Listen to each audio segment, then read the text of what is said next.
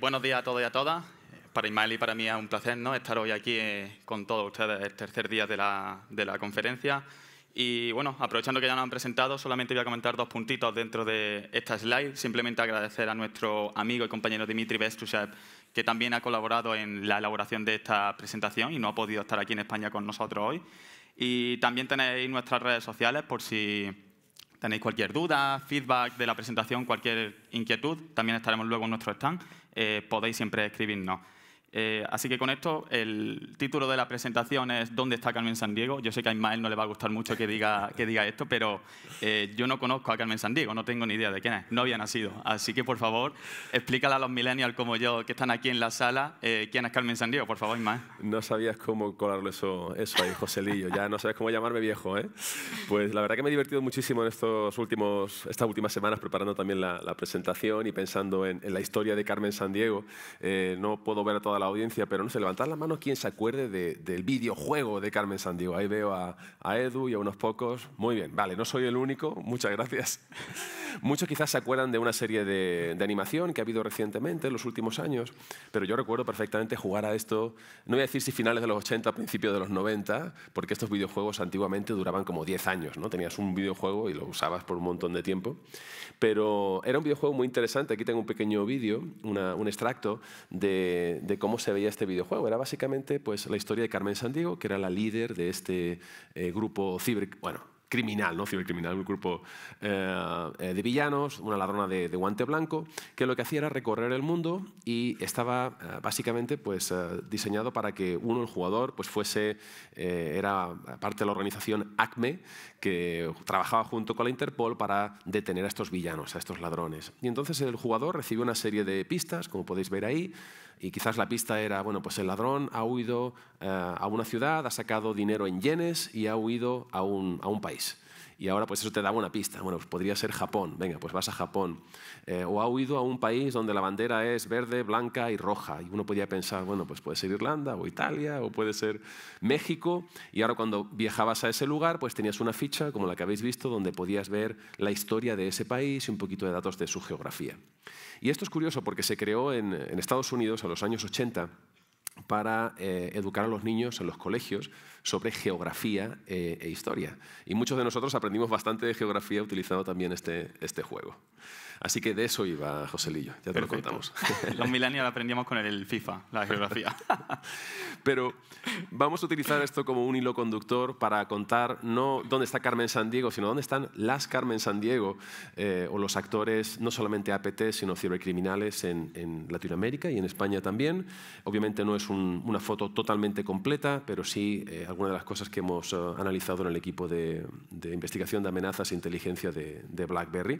Y para hacerlo vamos a seguir un formato que se va a repetir a lo largo de la presentación, donde vamos a hablar de, primero, la situación geopolítica de cada país, después un modelado de amenazas con las industrias y los sectores afectados, vamos a crear una ficha por cada uno de estos países con los TTPs o los behaviors, los comportamientos más comunes, y vamos a hablar también de los ataques más notables en cada uno de estos países. Vamos a mostrar un montón de datos, no os preocupéis, toda esta información va a estar disponible en nuestro GitHub después de la presentación para que podáis consumirlo y verlo en detalle. Empecemos el viaje por Chile. Chile es un país interesante dentro de Latinoamérica por sus lazos históricos con Estados Unidos. De hecho, es el único país dentro de Latinoamérica en el que para viajar a Estados Unidos no hace falta un visado, ¿no? Pues hay otra serie de acuerdos también militares con Estados Unidos. Y esto ha creado, pues, como veis, la situación geopolítica siempre afecta a las amenazas que se ven dentro del país, el tipo de campañas, los objetivos, la motivación, y por eso hablamos de esto. Hemos visto cómo muchas de estas amenazas que vemos en Chile las vemos también en Estados Unidos y otros países también de Occidente. Hemos visto también bastante distensión social, en muchos casos protestas que también pues, creemos han sido partícipes de ellas algunos otros países en Latinoamérica que han fomentado esto a través de redes sociales y de otros tipos de campañas. Y vemos también una economía muy fuerte durante años de la que se ha aprovechado pues, países como Brasil, donde vemos troyanos bancarios, ataques contra Chile bastante comunes. ¿Cuáles han sido algunos de los ataques más notables en en Chile. Joselillo. Bueno, hemos querido resaltar 3, por supuesto hay muchísimos más, vamos a hacer esto con todos los países. Esa relación exactamente que Chile, ¿no?, tiene con Estados Unidos, como ha comentado Ismael, hace que APT38, ¿no?, y Lazarus, subgrupos conocidos, lleven a cabo operaciones contra este país. Así, una reseñable es la del ataque a Redbank, la compañía que lleva toda la infraestructura de ATM dentro de Chile, que fue atacada por este grupo, donde bueno, hubo una serie de entrevistas a través de Skype, distribuyeron a un empleado un malware que instaló y hubo una infección, ¿no?, en toda la red. Y luego pues, también tenemos en este caso el ataque contra el gobierno de Chile, que también lo han mencionado creo que en la antigua ponencia con ArtCrypter, conocido como Chilean Locker en aquel entonces. Ismael nos va a contar un poquito más cuando lleguemos a Colombia sobre este ransomware, porque también hemos estado traqueando nosotros actividades de este ransomware en Colombia. Así que cuéntanos ahora, Ismael, cómo se mapean estos grupos con los sectores específicamente en Chile.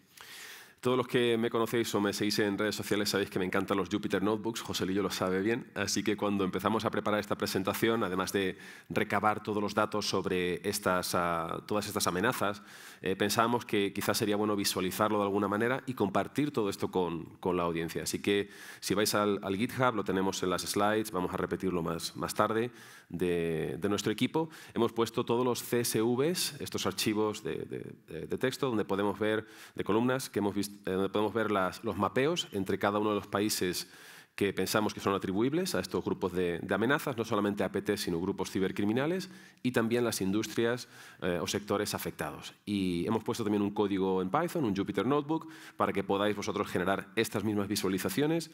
Esta en concreto se llama un diagrama Sankey, y donde podemos ver cómo fluyen bueno, pues estos países a los que se les atribuyen los ataques, los actores y la industria. En el caso de Chile podemos ver que bueno, pues hay un interés claro en gobierno, sector militar, financiero, pero vemos cómo la parte de gobierno tiene una parte muy importante. Vamos a ver cómo esta relación o esta distribución de los ataques cambian también país a país. Cuéntanos un poquito más sobre Chile y sobre esta ficha que hemos creado por cada uno de los países.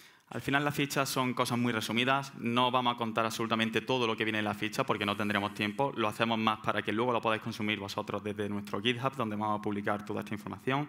Pero simplemente por resaltar alguna cosita aquí, como he dicho antes, había una entrevista a un empleado de Redbank, concretamente, donde iba a aplicar a un puesto para otra empresa. Esa empresa no existía. Los actores, al final, lo que hicieron es distribuir a través de Skype un software para que aplicara a la posición.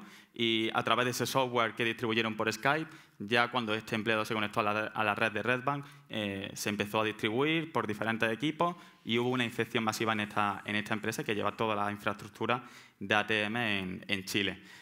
Así que, simplemente por resaltar algo, esto lo vais a poder consumir en el GitHub, no vamos a entrar en detalle, vamos a ver hasta dónde nos lleva Carmen Sandiego ahora. Vemos a ArtCrypter, ¿verdad?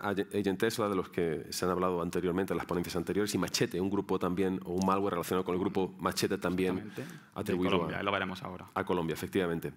Vamos a viajar a Ecuador y podemos ver cómo Ecuador es un país quizás de los que no hablamos tanto cuando hablamos de ataques, ¿no?, de APTs o criminales, y la verdad que durante años pues, ha gozado quizás de un poquito de más paz en ese sentido, más tranquilidad. Pero últimamente estamos viendo bastantes ataques dirigidos por mercenarios a favor de ciertas campañas políticas, políticos destituidos, criminales, ataques con objetivo financiero, económico, atacando a la banca de Ecuador, cajeros automáticos, equipos personales también en búsqueda de credenciales, como hemos visto en la presentación anterior, que se puedan utilizar para acceder a compañías. Y hemos visto, una vez más, ataques del grupo Machete, el grupo que se relaciona con Colombia, y fábrica de troles en Argentina. Vamos a hablar de Argentina también después, pero existe una tendencia fuerte en los últimos años a organizaciones, empresas establecidas que bueno, pues crean identidades falsas para, como sabéis, pues, esparcir desinformación y bueno, pues avivar a veces revueltas sociales y políticas que causen pues, disturbios en estos países, ¿no? Y esto lo hemos visto mucho en Ecuador, igualmente con RATs como los que se ven utilizados desde Colombia. Cuéntanos un poquito más sobre los ataques más notables. Tenemos aquí 4 ataques diferentes, desde el 2016 hasta el año 2022. Voy a hablar, digamos que de uno en concreto, que es el de septiembre del 2021, relacionado con Banco Pichincha y el Ministerio de Finanzas del Ecuador, donde fue atacado por un grupo llamado Otarus Group. No estamos hablando de APT, no estamos hablando de cosas que estamos viendo mucho en estas jornadas, es un grupo más local y estaba formado principalmente por 2 personas, antiguos miembros de la inteligencia de Ecuador, es decir, 2 mercenarios que al final llevaron a cabo o crearon una especie de grupo y a través de ese grupo, con sus conocimientos sobre el gobierno y el país, cómo funcionaba y demás, llevaron ataques contra el propio Ministerio de Finanzas y el Banco Pichincha, que es el banco más grande de todo Ecuador.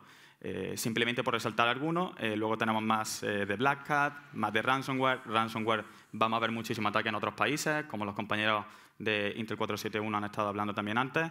Pero bueno, vamos a ver cómo se mapea esto con la industria en el Ecuador. En Ecuador volvemos a ver un modelo de amenazas que podemos utilizar. Esta es la idea de toda esta información que estamos compartiendo hoy, poder utilizarla para crear un modelo de amenazas para cada una de las organizaciones que tengan negocios o alguna presencia en estos países.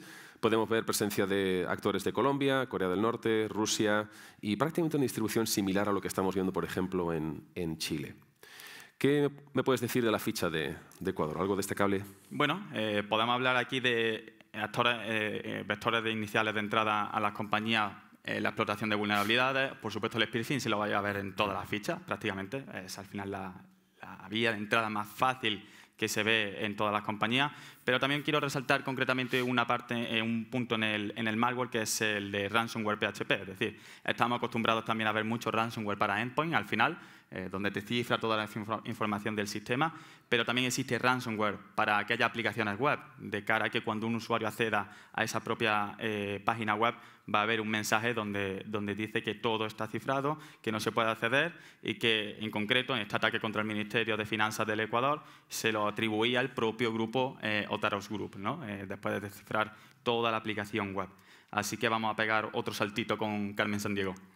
Vamos a volar a Colombia, otro país que también tiene una relación bastante estrecha con Estados Unidos y están pasando cosas interesantes también en este país. En los últimos años hemos visto cómo por parte de la administración pues ciertas unidades, ciertas personas que han recibido entrenamiento ciberofensivo han utilizado esto en contra de organismos dentro de la propia administración y algunas de estas operaciones incluso pues decimos que se han descontrolado un poquito. Vemos también familias de RAT, como algunas de las que se han comentado antes, Agent Tesla, Ave María, bastante utilizadas para entornos Windows, Android, que obviamente es la plataforma quizás más utilizada en Latinoamérica. Y bueno, pues ahora mismo con la incertidumbre que hay política, esto también puede afectar a los tipos de amenazas que vamos a ver en el futuro. ¿Cuáles son algunas de las operaciones más destacables, José Bueno, Miguel? aquí tenemos 2 que principalmente se puede decir que están atribuidas a PTC-36. La primera, muy conocida, Operación Spalax. Fue una operación que se llevó a cabo contra Colombia y fue una buena investigación de otros compañeros de la industria, donde se habla de todo el arsenal, todo lo que llevaron a cabo este grupo. Posiblemente está atribuido, no se atribuyó del todo.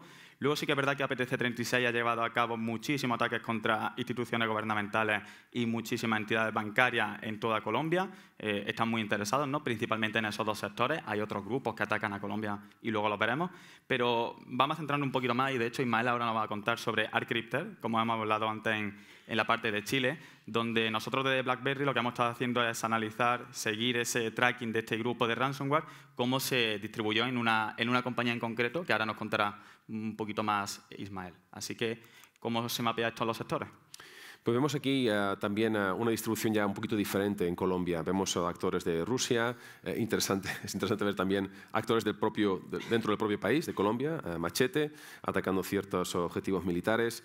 Y vemos también ciertos sectores que no son solamente de gobierno, petróleo, financiero. Está un poquito más distribuida la relación entre los atacantes y las industrias. ¿Qué podemos decir de la ficha de Colombia? Bueno, la verdad es que podría hablar de todos los RAS, pero menos mal que mi compañero Giselle Bors ha pasado por todos ellos prácticamente. Lo único que quiero comentar de Colombia en concreto es el masivo uso concretamente de APTC-36 de DNS dinámico, DAC-DNS, DDNS. También usan muchos acortadores de URL como acortaurl.com para, digamos, que enviar esos payloads iniciales a las víctimas a través de correo electrónico. Pero bueno, por supuesto el uso masivo de todos estos RATs y vamos a ahondar un poquito, como decía, en ArtCrypter. Así que cuéntanos un poco, Ismael, a ver de qué trata esto. Sí, esto es realmente es un blog, podéis ver el enlace debajo que hemos publicado hace unos días prácticamente, donde hicimos una investigación sobre este ransomware que bueno, pues afectó a la Agencia de Medicamento y de Alimentos en Colombia. Podemos ver incluso el tuit que lanzaron hace poco avisando de este ataque. Y como parte de ese análisis encontramos bastantes cosas interesantes. Una que es el mismo ransomware que habíamos visto en Chile en agosto de 2022, que precisamente algunos habían llamado Chile Locker. Exacto. Pero realmente no se trataba de un tipo de locker de Chile. Hemos estado viendo cómo este mismo ransomware que se ve en Chile y después en Colombia se ha estado distribuyendo también en China, en Canadá, lo cual empieza a ser interesante y muestra como una tendencia que estamos viendo mucho en este año, como estas herramientas o estas armas cibernéticas se están utilizando en muchos países diferentes. Interesantemente, viendo el PDB, que es una base de datos de símbolos que se utiliza para debugging con el compilador, pudimos ver que dentro de esos había unas cadenas de caracteres, unos strings, que tenían esas siglas ARC, y por eso lo hemos llamado ArcCrypter, es el nombre que nosotros le hemos dado a este ransomware, y podéis ver todos los detalles en este blog, todos los detalles del malware, del dropper y de cómo funciona. Una cosa interesante de ese ArcCrypter es que es uno de los pocos ransomware que vemos que muestra el mensaje de encriptación, del ransom, antes de realizar la encriptación de archivos, lo cual es interesante. Viajamos a México, y México es otro país con bastantes tensiones internas. Hay algunas fuentes que indican que han gastado más de $300 millones en licencias de Pegasus, lo cual da una idea de lo que está pasando allá. Y nos consta de que bueno, pues hay otros tipos de grupos también dentro de gobierno que bueno, pues están haciendo espionaje clandestino, ilegales, descontrolados, con diferentes herramientas de Hacking Team, de FinFisher, y donde el narcotráfico pues tiene también una influencia bastante importante. En la parte de crimen cibernético vemos muchos ataques contra banca, contra ATMs, cajeros y bueno, incluso usuarios también para encontrar personas de interés que nos puedan dar acceso a esas compañías. Bueno, algunos de los ataques, ¿no?, que hemos querido reseñar aquí es el de Bancomex, Grupo Lazarus. Al final podemos hablar de miles de ataques en México, un país enorme donde se llevan a cabo muchísimas operaciones contra el sector financiero, como ha dicho Ismael. Desde abril de 2019 hasta diciembre, TAC-505, Operación Wokao, donde vamos a hablar luego en Brasil concretamente de esa operación.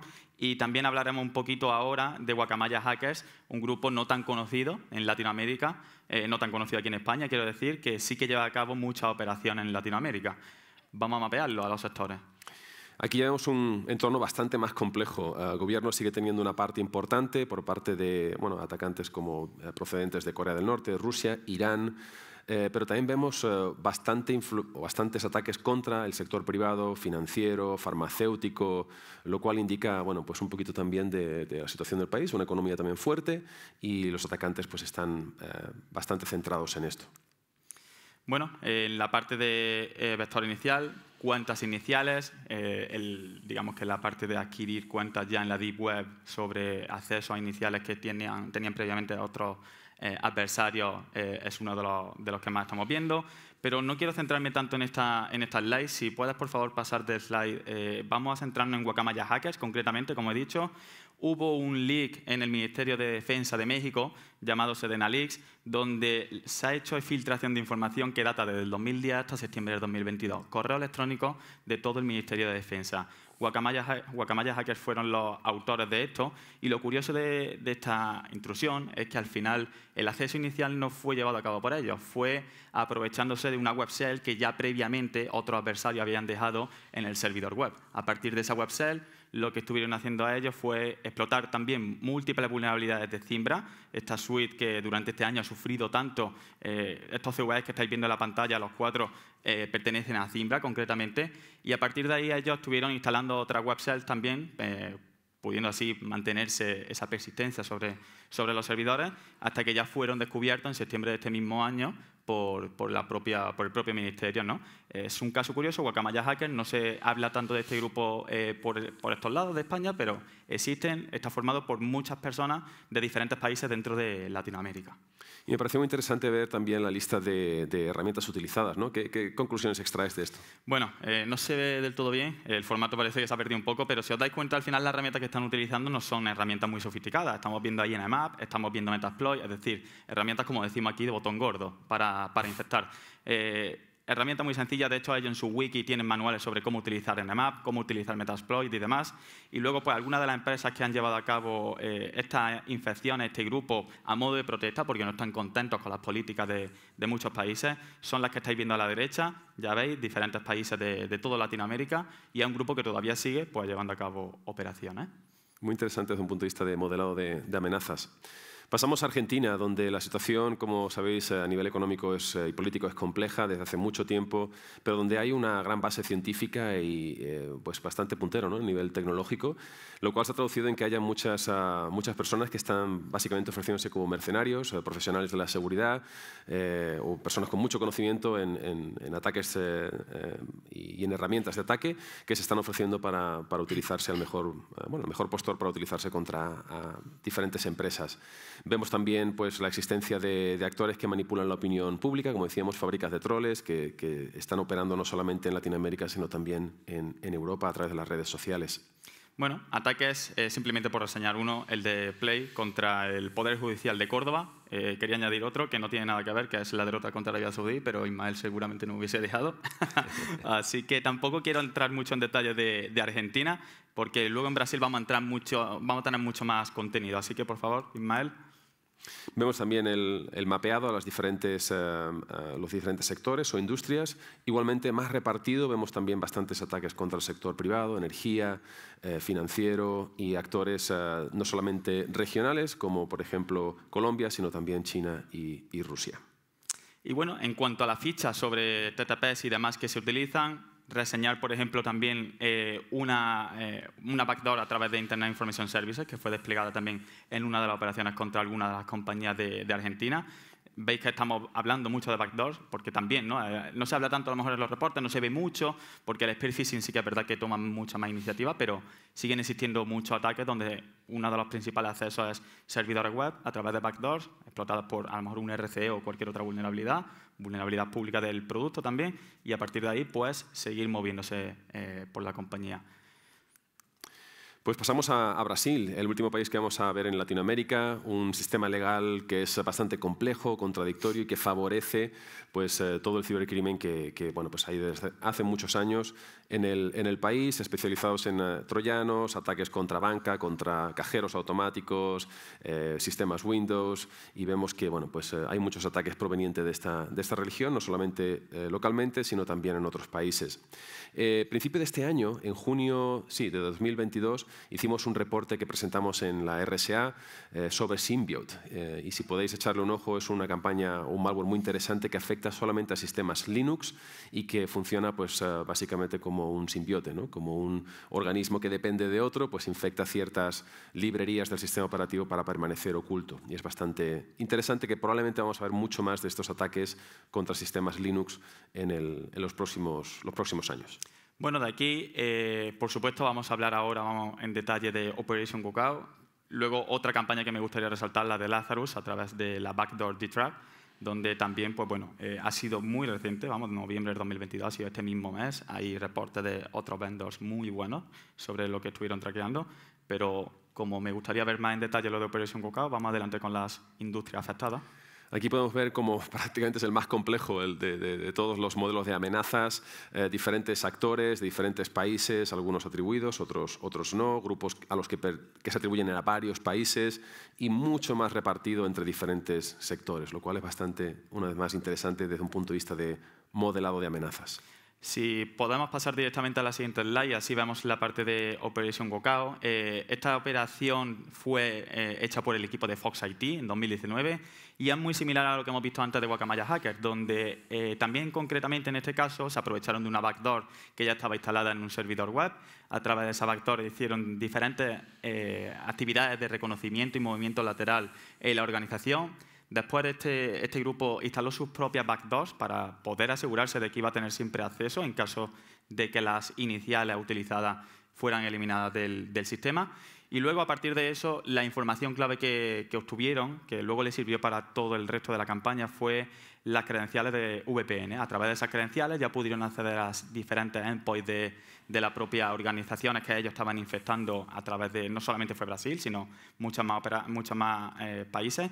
Y herramientas como las que estáis viendo ahí, PSExec, SMB-exec, Checkadmin, algunas otras herramientas fueron utilizadas durante la operación y que nosotros hemos querido hacer una cosa que se llama Threat Sightings, que si puedes contar un poquito, Ismael, de qué trata esto de los Threat Sightings y cómo pueden consumirlo.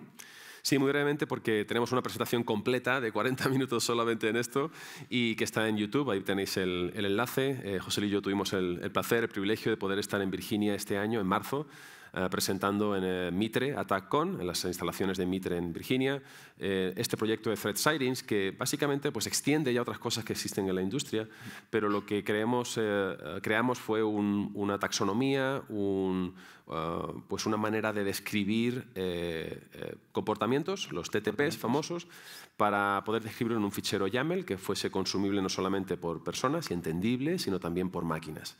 Y bueno, pues es algo que podemos utilizar para compartir a través de plataformas de inteligencia como MISP, para poder traducirlo pues, a diferentes contramedidas que pueden explicar no solamente cómo se comporta una amenaza, sino también cómo podemos contrarrestarla, incluir incluso en estos ficheros pues, reglas Sigma, claro, Yara y de otro tipo. Así que os animamos a poder ir a la página web y ver a YouTube y ver esta presentación.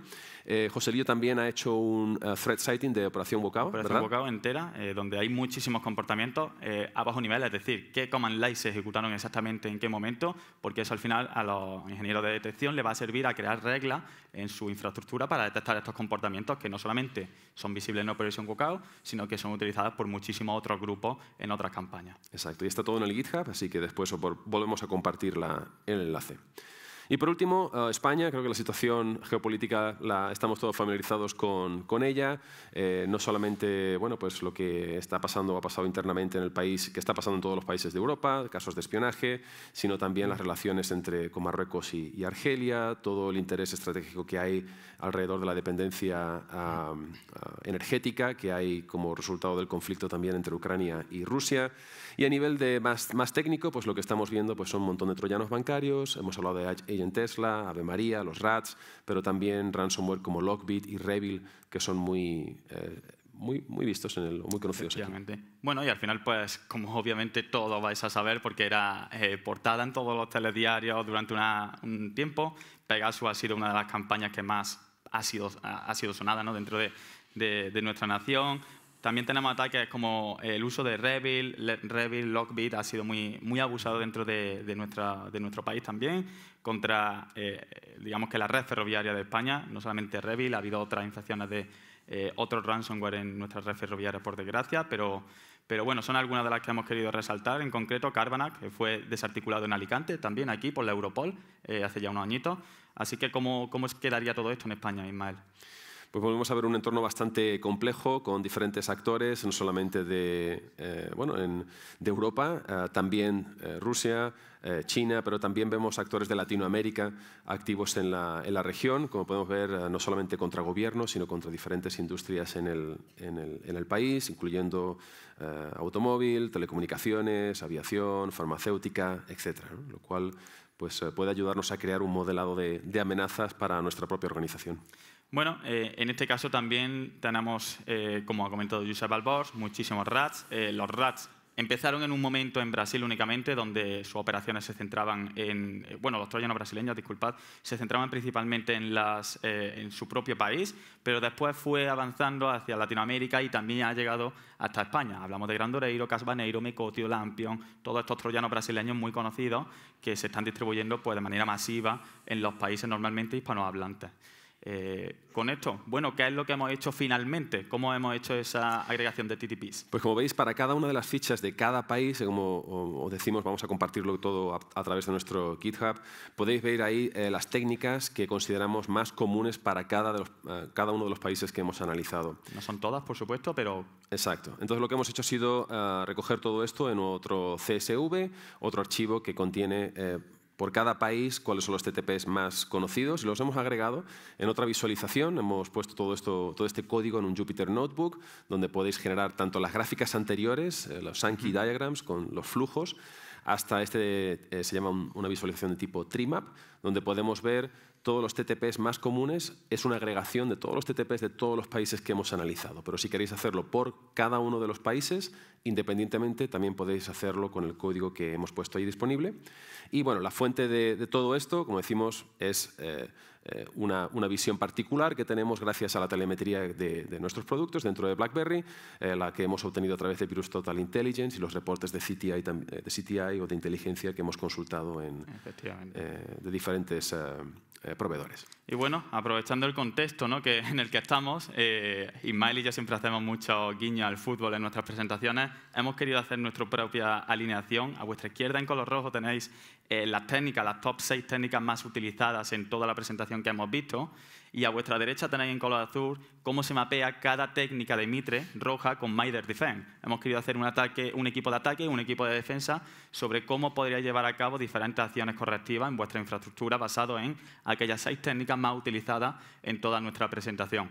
Es una forma diferente de mostrarlo, parecido a la misma información que hemos visto en el anterior slide, pero bueno, que pueda servir también para llevar a cabo alguna acción correctiva.